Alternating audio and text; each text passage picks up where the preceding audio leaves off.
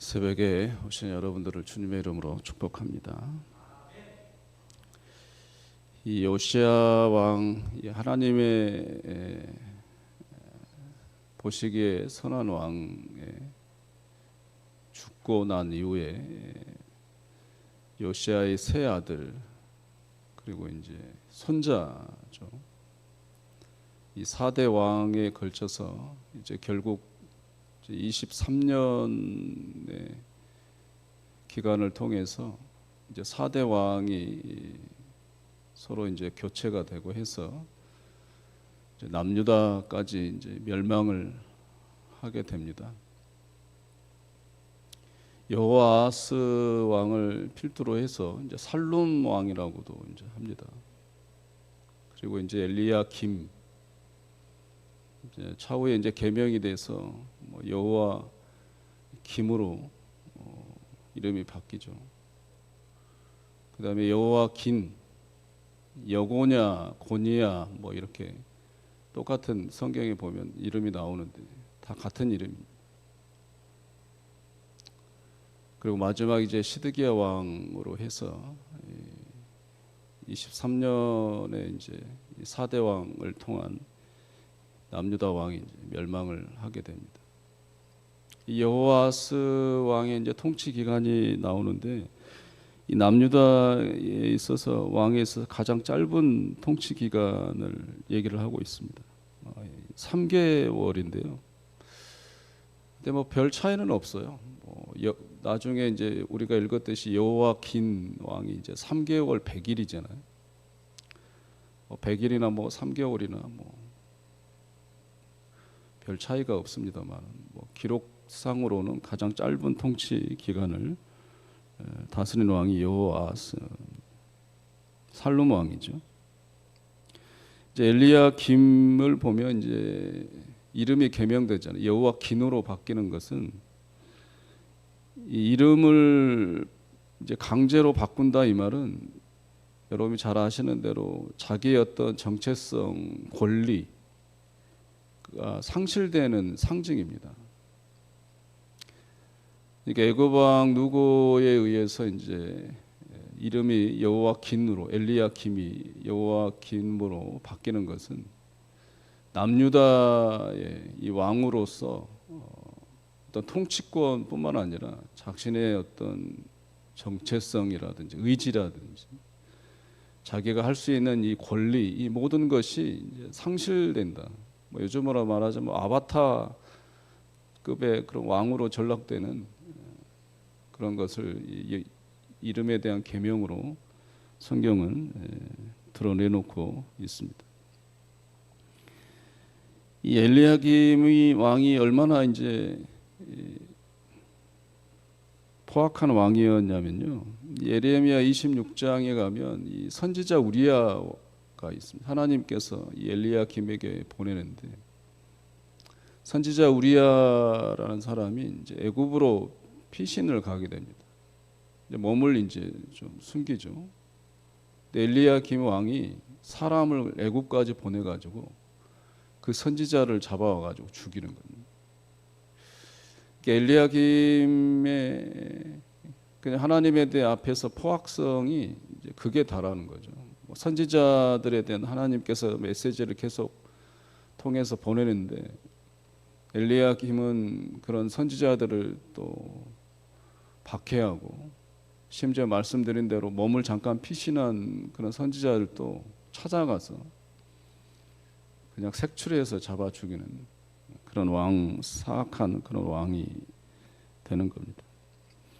어찌됐든 이때부터 이제 바벨론 1차, 2차, 3차인데요. 그 다음 왕의 차례대로 엘리야김으로부터 이제 바벨론 1차 침공이 일어난. 여러분이 잘 아시는 대로 이때 이제 포로들이 끌려가는 거죠.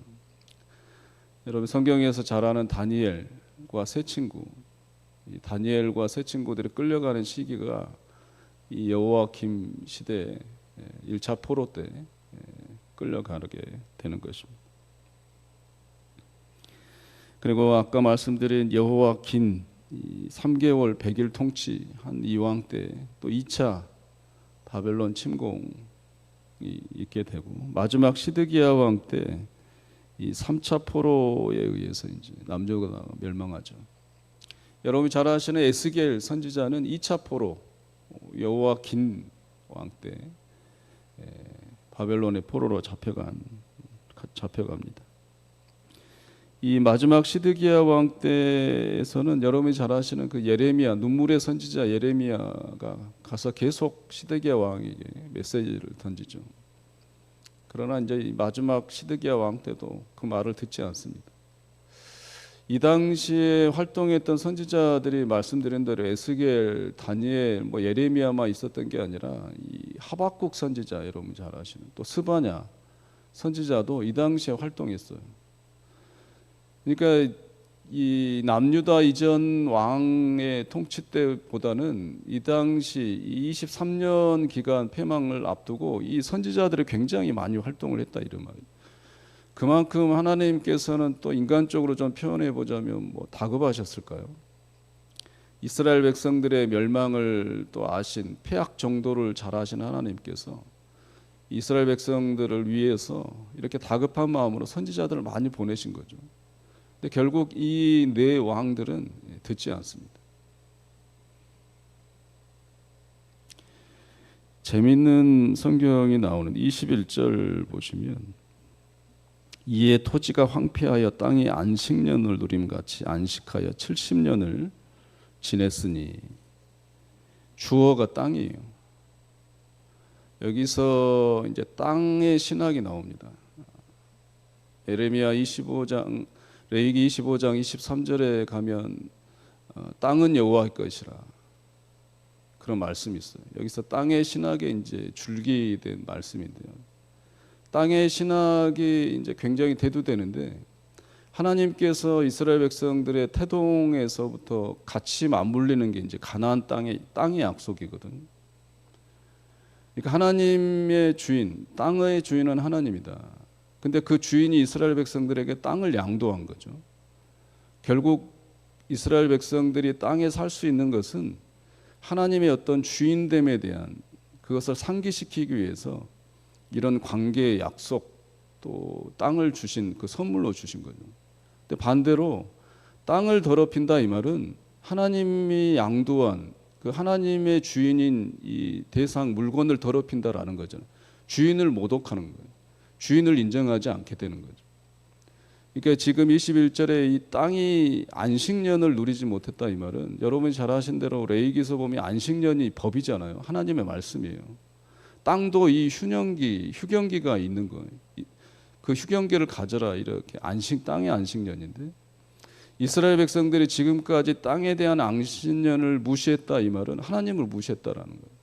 그래서 하나님의 그 땅의 주인, 그 땅을 이제 다시 회수하는 거예요. 결국 이 땅에서 이스라엘 백성들이 쫓겨나는 거예요. 이게 땅의 신학이란 말이에요.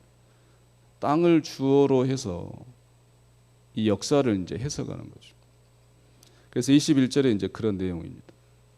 땅의 주인은 하나님이고 그 땅을 더럽힌다 이 말은 하나님의 그 땅의 주인인 하나님을 모독한다. 그래서 하나님께서 주신 그 선물을 누릴 권리가 이제 박탈당하는 거예요. 그래서 사람들, 민족들은 그 땅에서 이제 쫓겨남을 당한다. 그래서 세계 역사도 이런 땅의 신학으로 공부를 해보고 풀어보면 참 재밌죠. 그래서 여기서 땅의 신학이 나오게 되는 겁니다. 22절, 23절은 사실 이 열왕기 하에 기록되지 않아도 될 무방한 얘기인데 역대기 기자가 이제 첨가를 해놨죠. 누누이 말씀드린 대로 역대기 기자의 의도예요. 이 역대기의 독자들이 바벨론 포로기 이후에 돌아온 이스라엘 백성들이거든요. 그래서 역대기 기자는 바벨론 이 3차 침공에 의해 멸망당한 이스라엘 백성들에게 하나님의 일하심이 멈춰 있지 않다. 하나님의 일하심은 지금도 우리 백성들을 회복시키기 위함의 그 목적이 있어 아직도 일하고 계신다라는 것을 얘기하기 위해서 역대기 기자는 22절, 23절을 추가해 놓고 있어요. 22절, 23절이 짧은 절이지만요. 시드기야 왕이 멸망한 이후에 지금 22절의 시작은 50년 후의 얘기예요. 그러니까 우리가 읽게 될 이 에스라 1장의 그 내용이 이 내용이 22절에서 23절. 그러니까 50년 후의 얘기를 지금 하고 있는 거예요. 그러니까 독자들이 읽었을 때 얘기인 거죠. 하나님의 일하심은 이 자신들의 선지자들을 왕들 이스라엘 백성들에게 보내서도 비웃잖아요.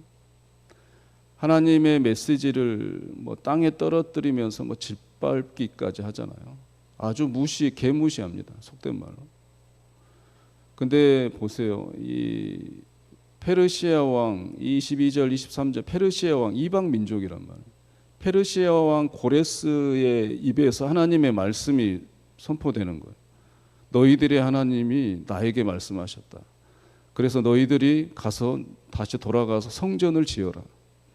유대인들에게는 있을 수 없는 일입니다. 어떻게 이방인들이 성전을 짓겠어요? 근데 그렇게 자부심을 가진 이스라엘 백성들이 패망을 합니다. 근데 도리어 그들이 천대시하고 상상도 할 수 없는 일이 일어나는 거예요. 하나님의 그 메시지가 이방 왕의 입에서 선포되고 이방 왕에 의해서 성전이 건축되는 거예요. 그러면서 역대기 기자는 이스라엘 이 후손들에게 바벨론 포로 이후에 돌아간 이 후손들에게 말을 하는 거예요. 하나님의 일하심은 인간의 어떤 저지나 인간의 뭐 무지, 뭐 방해에도 하나님은 그 약속을 위해서 일하신다. 그 약속이 누구의 약속입니까? 아브라함에게 하신 약속이에요. 근데 지금도 기억하셔가지고 이스라엘 백성들이 땅을 모독해도 그 땅의 주인인 하나님을 멸시해도 우리 하나님은 그 약속을 지키시기 위해서 일하시는 거예요. 바벨론 70년을 이제 이스라엘 백성들이 포로 생활을 하잖아요. 이것은 하나님의 약속의 멈춤의 시간이 아닙니다. 여전히 하나님의 일하심의 시간이고 땅의 회복의 시간이에요. 땅이 70년 동안 농사를 못 지니까 70년의 회복기 안식년을 갖게 되는 거예요. 땅의 회복. 그리고 이제 이스라엘 백성들의 그 70년 동안 포로기에 하나님에 대한 일하심에 자신들의 죄악의 깨달음의 시간, 70년의 시간이 흐르는 거죠. 우리의 삶에도 마찬가지입니다. 우리의 어떤 일이 일어나거나 상황이 펼쳐졌을 때 그 모든 것이 하나님의 일하심으로 우리가 고백을 해야 되고 우리의 땅에 대한 개념도 마찬가지입니다. 우리가 물질이라든지 자식이라든지 건강이라든지 이 모든 것이 주인은 누구의 것이냐? 하나님의 것이다라는 고백이 있어야 됩니다. 그러니까 잘 사용해야 되는 거예요. 물질도 하나님의 것이면 하나님의 것답게 잘 사용해야 되는 거예요. 그래서 우리 선조들이 주일날 예전에는 뭐 경제활동을 금한 거잖아요. 돈을 못 쓰게 하는 것도 이 돈의 주인이 누구냐? 하나님의 주인이기 때문에 주인의 것을 잘 써야 되는 거예요. 우리의 건강도 마찬가지입니다. 우리의 건강도 함부로 해서는 안 되고 우리의 어떤 욕심과 이익을 위해서 써서는 안 되고 하나님의 것이니까 우리의 건강도 잘 유지를 해야 되고 잘 활용을 해야 되는 것. 이게 바로 땅의 신학의 어떤 적용이죠. 오늘 하루 살아가면서도 하나님의 것을 하나님의 것입니다라는 고백에 맞는 그런 삶을 살아내시기를 주의 이름으로 간절히 소원합니다. 그리고 하나님의 일하심은 우리의 생각을 넘어서요. 우리의 계획, 기대를 넘어섭니다. 이방인을 통해서도 성전을 지으신 하나님이세요. 오늘 하루도 여러분들의 기대 이상으로 일하실 하나님을 또 고대하시고 또 소망하셔서 그런 위대한 하나님을 만나 뵙고 행복해 하시는 우리 모두가 되시기를 주의 이름으로 축원합니다. 기도하겠습니다. 하나님, 남유다가 이제 패망하고 50년이 지난 후에 이 페르시아 이방 왕 고레스의 입을 통해 하나님의 또 메시지가 선포됨을 봅니다. 많은 사람들의 실망, 어쩌면 이해하지 못함, 그러므로 인해서 하나님을 멸시함에도 우리 하나님은 그 약속을 성실히 이행하시는 하나님을 오늘 배웁습니다. 오늘 하루도 우리의 삶 가운데도 그 하나님을 배웁기를 간절히 소원합니다. 우리의 믿음 없음에 대한 생각 없이 내뱉는 하나님에 대한 모독의 언어에도 불구하고 우리 하나님은 우리를 향한 그 약속을 성실히 이행하실 줄로 믿습니다. 우리의 기대와 바람을 넘어 하나님 일하여 주옵소서. 하나님 우리의 소원하는 그 소원을 넘어 하나님 일하여 주시어 하나님의 입장에서 가장 좋은 곳으로 우리들에게 허락하여 주옵소서.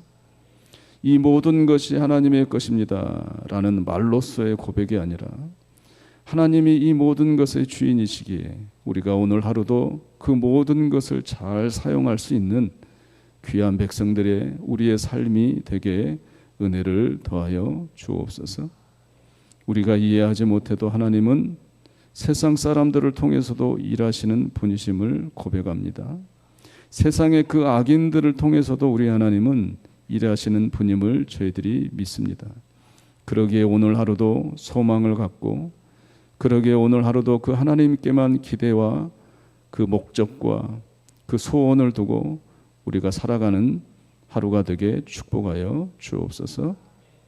귀하신 예수 그리스도의 이름으로 기도하옵나이다. 아멘.